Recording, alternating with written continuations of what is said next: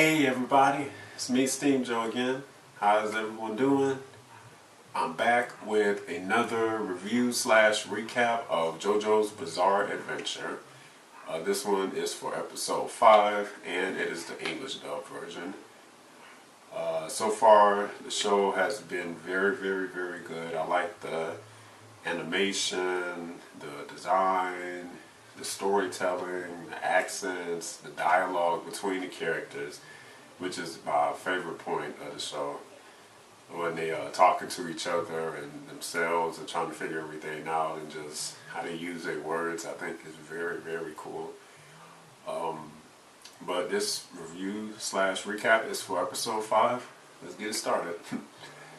The show starts off with the narrator talking about Midnight Slot, and it is a place that is inhabited, if I'm correct, by like 573 people. They keep all of their prisoners underground so they can mine coal.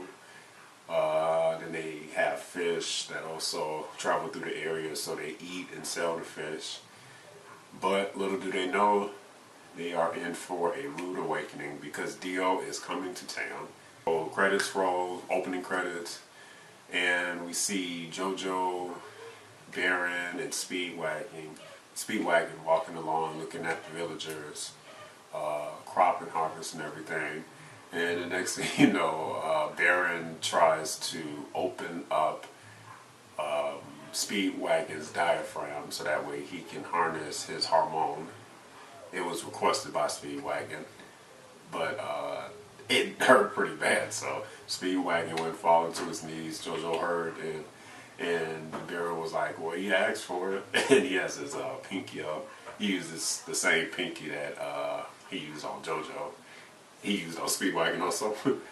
So then next thing you know, a kid slingshots to JoJo and Baron Speedwagon, and he snatches up their bag that has their money in there, or pounds. And he goes and jumps into the lake that is nearby. So JoJo, Baron, Speedwagon are watching. Baron and JoJo are like, wow, that's pretty crafty. And Speedwagon was like, he just stole our money. You guys got him off at him while he running away with our money. So then Speedwagon tells him to come back. The kid is still traveling through the water. Then he leaves the water and starts to climb rocks that are nearby. So then Baron and JoJo realize that they can use this as an opportunity to find out where to go, because they're looking for Dio. They feel like Dio is going to be in this area, in that area, Midnight Slot. So Baron then activates his hormone and shoots it through the water or the lake, and now he is walking on water. He uses his hormone to walk on water. And Speedwagon is like, what? He's walking on water. So then JoJo does the same thing. He is now walking on water with his hormone. And as he's doing it, his feet are kind of going a little deep in the water. So then Baron tells JoJo to ease up on his weight and use his hormone a little better for the safety of his clothes, or shoes in this case. So then they make it out of the water, out of the lake, past the lake, onto by the rocks where the kid is climbing up currently. So then JoJo shoots his hormone through the rocks, and it starts to rumble a little bit. So then Baron is impressed by this. He's like, oh, not bad. So then JoJo asked Baron if he did it correctly. Baron said, no, maybe if you go a little bit to the left. And then he was like, I'll risk 2 pounds on it. So then JoJo shot his hormone to the left a little bit. It went up through the rocks all the way, because the kid was finally done climbing the rocks almost. But then once he put his hand on the ledge to climb up and fully go over the rocks, that's when the hormone shot through. It knocked the kid down or off the rocks, and then JoJo caught him. and they also got their bag back too. So then the kid is like, "Whoa, who are you? What are you doing?" So then Baron realizes that all of this is a trap, and next thing you know, the sun was up at the time, but all of a sudden it set in, and now you have total darkness. And because of the darkness, now the goons, goblins, and zombies are coming out, and they're starting to bust out the ground. And of all people to show up, it is Dio, and that is because the light is gone. So then the sunlight.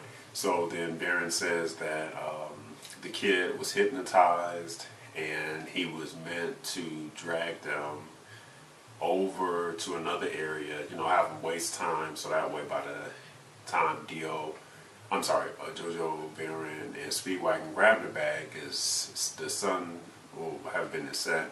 And that's the opportunity that Dio needs because he can't be in the sun. So Dio hypnotized the kid, made him drag the gang around, and now sun has set it, and the monsters are out. So now the monsters are grabbing at Baron and JoJo's legs. JoJo tells the kid to get up on his back. Then he asks the kid's name. The kid's name is Poco, and now he is on JoJo's back. Baron leads the way for them to get closer to Dio, so now they're punching and kicking monsters. JoJo used his soul punch.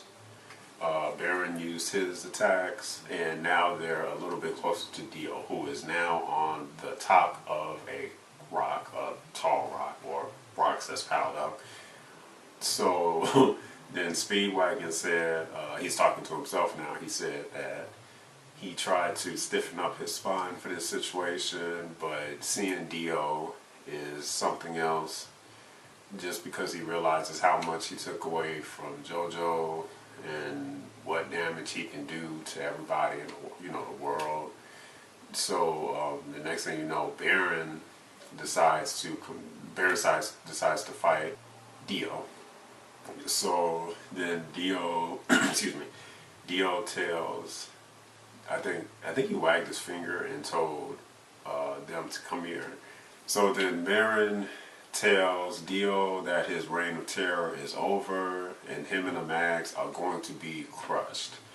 Then he tells Dio to come down so that way they can fight. And Dio responds back, why would I go down there and fight an insect like you? I'm the top, I'm the perfection of beings. And he was like, to humans, I am a god. What I do love about this show is how the dialogue and the accents, I mean, these guys, the writers, they really put the effort forth to really infuse each situation and scene with witty dialogue and the accents. I mean, if you haven't seen the show, you got to see it. I wish I could put some quotes up on the screen just so I could say it word by word, but the dialogue is just insane. And the accents. So, okay, so back to the show. I just had to point that out. Now Dio uses a force push like move against Baron and JoJo, and it pushes them back a little bit. Baron says that it almost knocked him off his feet, and that Dio's evil is at a whole new level. He's like a tyrant. So then Dio shows JoJo, Baron, and Speedwagon the scars, and he says that most of them had healed from the fight, but it was just from the fight he had with Dio at the Joestar estate. But it was one more that needed to be fully healed, and it left a pretty big mark. So then he was like, I want to drink y'all. I want to drink your blood so that way I can heal it all the way. So then Baron asked Dio how many bodies has he gotten blood from. So then Dio replied back, how many loaves of bread have you eaten?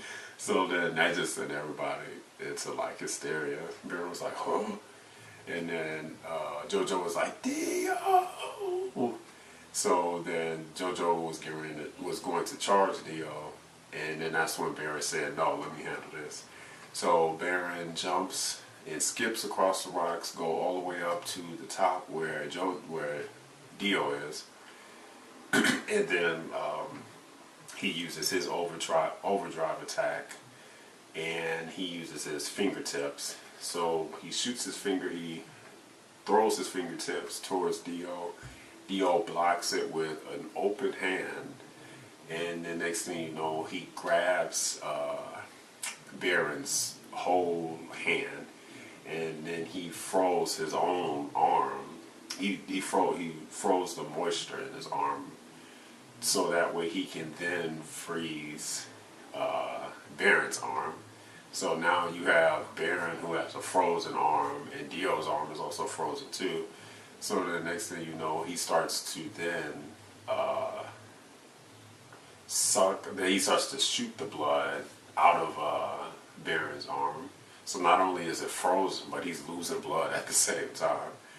And so then Dio was like, I'm more than what you think. I have full mastery of my abilities, and you guys are no match for me. So then Dio was getting ready to punch him in the face with his other, hand. But then JoJo intercepts with his own hand. So now all three of them still got their hands together. Dio is like, that was a good block, but it won't save your teacher forever. So now it's just the three of them at a standstill. Then both JoJo and Baron try to use their overdrive attacks, but it did not work.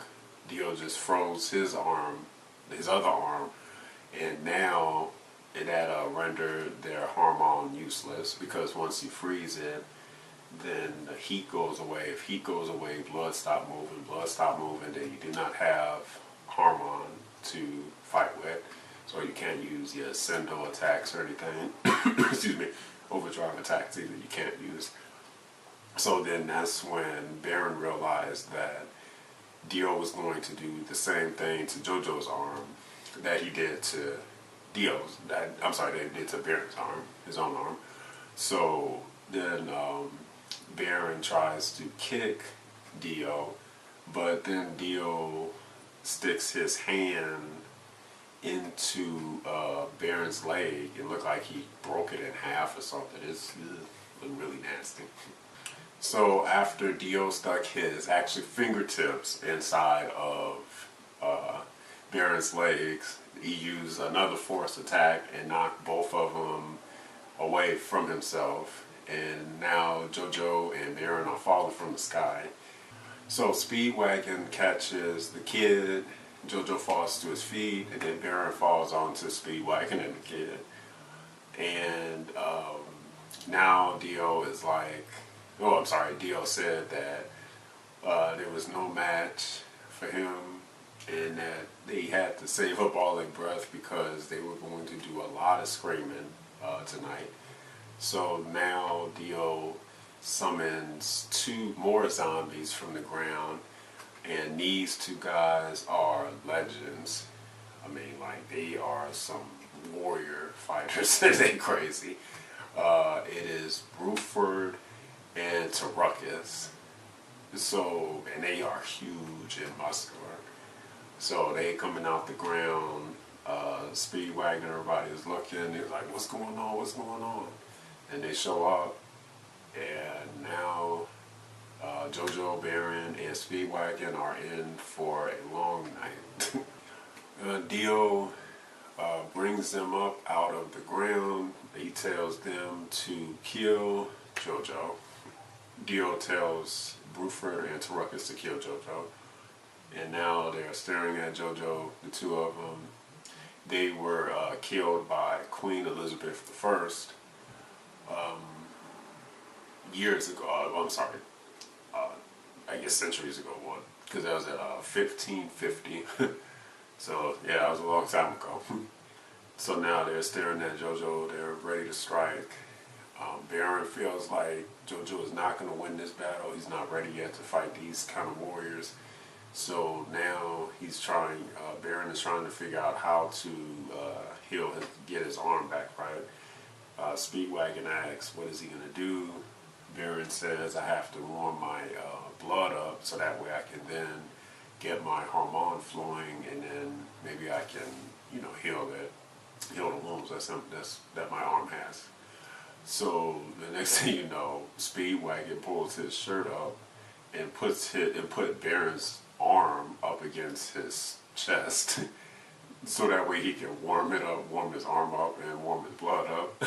So then Speedwagon said how back during the wars, when somebody would have frostbite, they would actually stick their arm in another person's body, like make a cut on their body, and then just stick the frozen arm or leg inside of the body.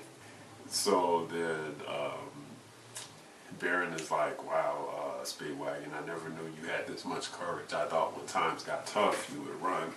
So then Speedwagon replied back, "Once this situation is over, you and me are as right as rain." So now JoJo is trying to fight is starting to fight the two warriors. He throws a soul punch at Bruford, but Bruford counters that with his hair.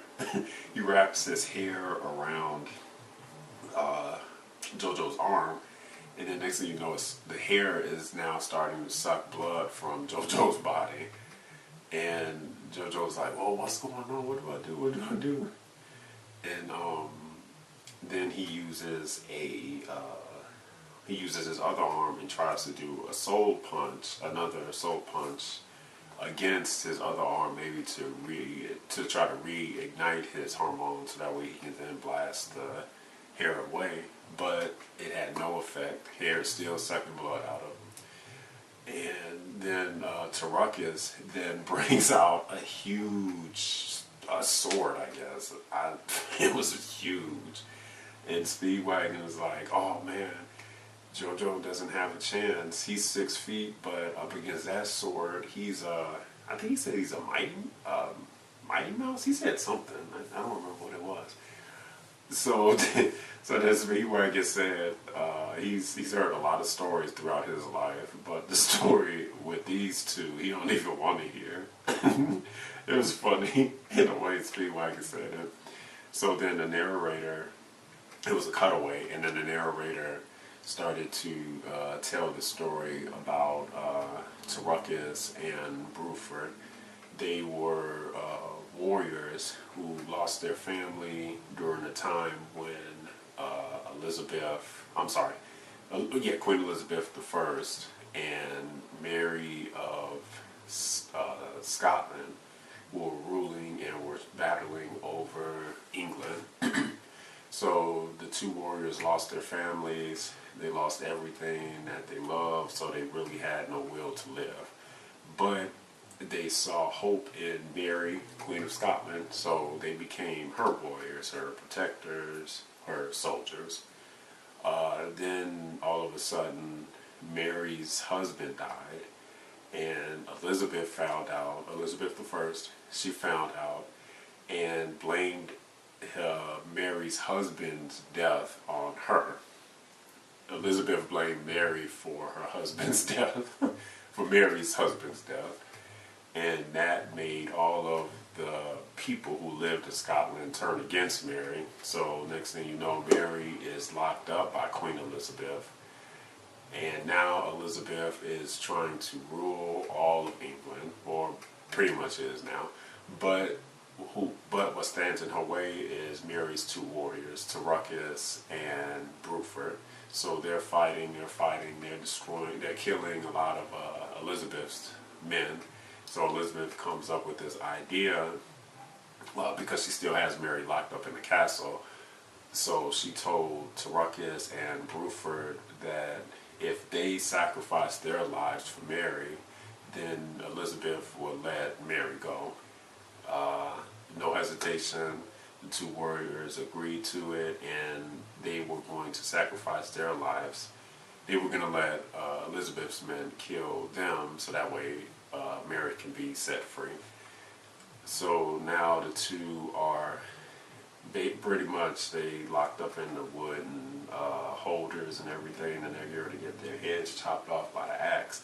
But before the henchman chops off both Taruckus and Bruford's heads, he tells them while they're chained up that that they doing it all for nothing because Mary is already dead.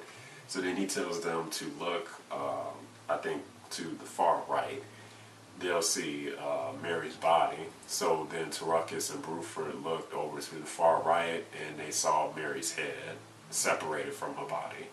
So now the two warriors are extremely upset. And they're like, how could Queen Elizabeth go against her word? How could she do this? She tricked us. She tricked us. Which they probably should have known because Elizabeth wanted to win no matter what. So she would easily go against her word in order to get those two warriors out the way. So that way she could finish her conquest of England. So then both Taruckus and Bruford cursed Elizabeth, cursed her henchmen, said that they'll never forgive her, and as they were saying that, their heads were getting chopped off. Now the story is that well, it's kind of a rumor, but which I think is true. But they said that the henchmen had to use multiple axes in order to cut off Taruckus's neck because he was so angry and tense about being lied to. There's no way a blade could go through his neck. And with Bruford, his hair, as his neck was being chopped off, as his hair was being separated from his body, his hair was actually cutting up one of the henchmen's legs. So the two definitely didn't go down without a fight. They tried, but they got tricked and then they died. So now, centuries forward, you have Dio resurrecting them, and now they're trying to kill Dio. I'm sorry, you have Dio resurrecting them, and now they're trying to kill JoJo.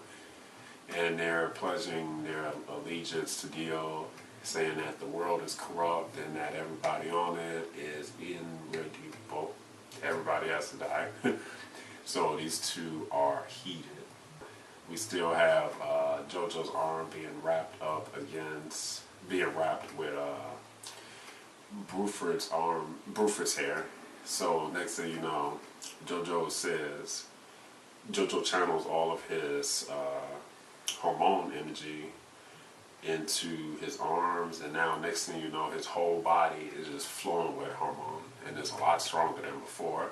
So that pushes the hair away. So then Bruford sees this, and he yells to Dio that this one has a strong fighting spirit, and that he wanted to fight JoJo one-on-one.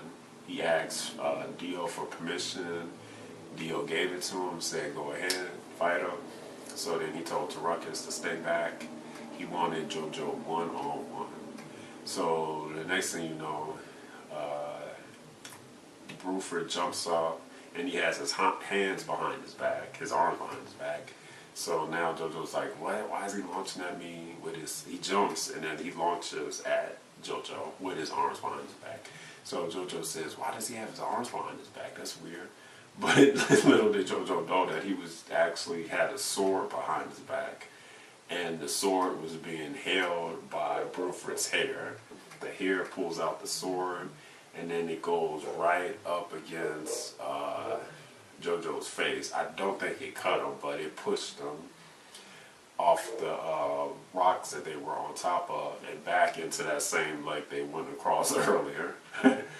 So then Bruford was like, not too many people can take an attack like that and still live to talk about it. So then as JoJo was falling into the lake, Bruford also went in, and he's going for the kill. So now the two are underwater, and Baron and Speedwagon sees this. Now they're going to jump into the water because they both realize that without air, which you don't have in the water, you can't use your hormone. If you can't use your hormone, you're dead against warriors like these two.